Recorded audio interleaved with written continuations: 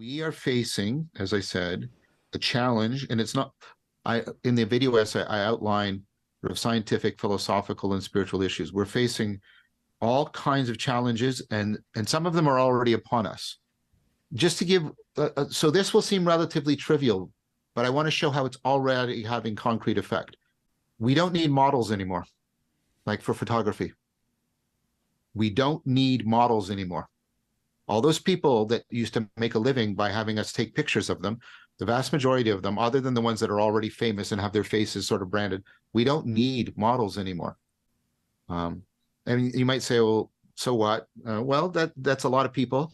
And it also brings up the possibility of really seriously morally challenged issues around, pornographic photography and images. What if we generate images and there was no human beings involved in the taking of the photographs?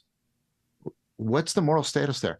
And I want to make this really icky for people. Again, not because I like what I'm talking about, but to get people reflect on this. What if somebody starts producing, pedophilia pornography, and they justify it, which they will, I predict, by saying, but look, there were no kids involved. There were no humans at all involved. Nobody was harmed. Nobody was exploited. There was no criminality. Nobody was being drugged. None of that was happening. So surely this is all right. Right? Just that's the kind of thing that is literally starting to happen right now. And that is only a foretaste of the impact this is going to make. And it's going to go greater and greater and greater until our sense of who and what we are is going to be deeply, deeply challenged. So in both senses of the word, existential, in that our very existence might be threatened, at least some of our economic and political existence, but maybe actually our biological existence might be threatened. And the other sense of existential, our sense of meaning, our sense of what we are and who we are and what it is to be a human being is also seriously going to be challenged.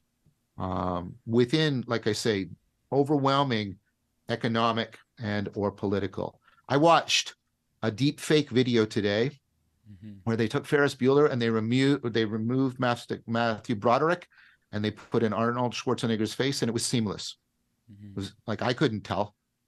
I imagine there's some computer algorithm you could run, but whew, right? Imagine AIs compiling all kinds of information about you, generating a generative model, generating a deep fake video in which you are saying horrible things that you don't actually believe in, and it's being, put out on YouTube, and the algorithm is being manipulated, and it's viral that you are claiming that you are the author of a murder, or think of how people will be out. This is all just around the corner. So the passion in my voice is that we have to get very clear about what these machines actually are so that we can best understand what are the threshold events that still stand between what they are now and then becoming fully autonomous and perhaps superseding us, so that we can make the right decisions. And then I have a proposal about what those right decisions should look like. But I should shut up. I'm talking too much. But you can see I'm very, very concerned about this. And I really want to wake people up. If you don't be dismissive. If you disagree with me, great. Give me counter arguments. Don't just dismiss it. If you got a good argument, if you got some good evidence, if you got some good data, I want to hear it. But don't just say they'll never X, they're never Y, or they're just a tool, we don't have to worry, or they're just algorithms, or they're just machines.